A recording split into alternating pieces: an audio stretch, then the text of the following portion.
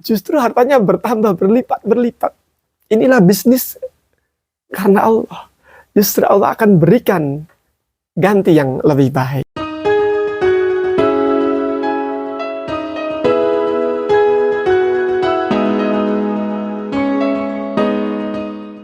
Assalamualaikum warahmatullahi wabarakatuh. Sahabat-sahabat semua, gimana kabarnya hari ini? Sehat semua ya? Kami doakan mudah-mudahan antum dan seluruh keluarga diberikan Allah kesehatan, panjang umur yang barokah, diluaskan rezekinya, dibahagiakan rumah tangganya, selamat dunia akhirat. Amin ya rabbal alamin. Jangan lupa subscribe untuk membantu channel ini untuk berbagi ilmu. Kita bisa sharing, kita bisa belajar bersama di channel ini, insya Allah. Mengenai kebiasaan-kebiasaan para salafus saleh yang ahli sedekah, ini ada beberapa kisah yang sangat menarik tentunya, ya kan? Bagaimana kita mengetahui semuanya, bahwa suatu saat ada seseorang yang gemar bersedekah karena dia faham harta itu sebenarnya adalah titipan Allah. Namanya titipan, kapan-kapan pasti diambil. Sedikitnya harta itu akan dihisab jika itu halal.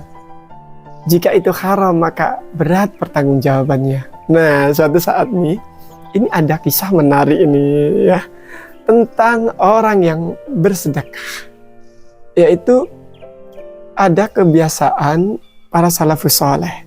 Ini ada orang alim, di mana dia saking takutnya hartanya dihisab nanti, walaupun dia mencarinya dengan cara yang halal. Itu dia punya kebiasaan setiap hari, dia membawa semacam lampu kecil, obor kecil di rumahnya, di setiap sudut rumahnya itu dicari adakah makanan, adakah barang-barang yang bisa disedekahkan.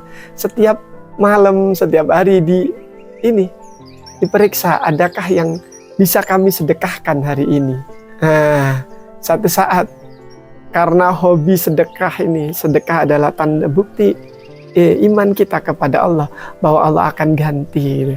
Ini karena mengetahui betapa tawakalnya beliau, tawakal kepada Allah, sehingga barang siapa yang bertawakal kepada Allah, maka Allah akan berikan kepadanya rizki sebagaimana Allah berikan rizki kepada burung, yaitu berangkat pagi-pagi dalam keadaan lapar, pulangnya sudah dalam keadaan kenyang. Itulah burung yang diberikan rezeki oleh Allah. Begitu juga para salafus saleh ini. Dia ketika ada makanan selalu dikeluarkan, besok juga Allah akan kasih rezeki. Burung saja tidak takut, burung saja tidak punya kulkas, burung saja tidak punya tas. Ini besok juga Allah kasih kalau ada rezekinya. Seperti itu. Begitu tawakalnya beliau. Suatu saat ada lagi kisah orang yang gemar bersedekah. Ini gak jadi miskin, gagal jadi orang miskin.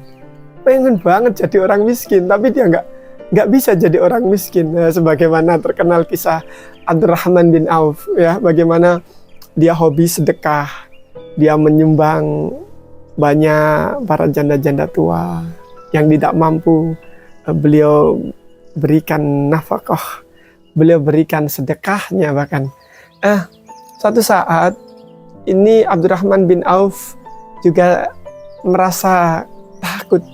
Bagaimana kalau hartanya nanti dihisab, padahal itu hartanya nanti susah untuk dipertanggungjawabkan apabila itu tidak baik, diperoleh dengan cara yang tidak baik. Tentu Abdurrahman bin Auf cara berniaganya sesuai dengan petunjuk Rasulullah. Cara berbisnisnya, ini berbisnis dengan panduan Rasulullah. Tentu orang-orang semacam Abdurrahman bin Auf mengerti sekali hukum, karena dia sering bertemu dengan Rasulullah, mendapatkan siraman-siraman kolbu dari Rasul, langsung hatinya tertarbiyah, jiwanya bersih, insya Allah. Abdurrahman bin Auf suatu saat melihat kota itu panen kurma. Waktu itu orang membuat korma dibuat cuka, bahkan dibuat khamr juga. Akhirnya turunlah larangan untuk meminum khamr, sedangkan biasanya khamr itu kan dari perasan anggur, perasan korma, itu banyak yang dibuang khamr karena turunlah larangan-larangan itu. Sehingga banyak stok-stok korma itu tidak kepakai lagi, banyak yang busuk. Abdurrahman bin Auf merasa kasihan melihat penduduk kota itu gimana panenannya banyak busuk, nggak ada yang laku gitu. Kemudian Abdurrahman bin Auf, wah ini kesempatanku jadi orang miskin, ini saya beli semuanya aja gitu. Dibeli semuanya dengan berharap dengan membeli semuanya itu asetnya berkurang, taruhlah gitu, dia rugi, ternyata enggak. Suatu saat setelah membeli kurma yang busuk itu ditaruh di gudang. Kemudian ada negeri sebelah, itu ada seorang raja atau kepala suku sedang sakit di situ, kena wabah lah.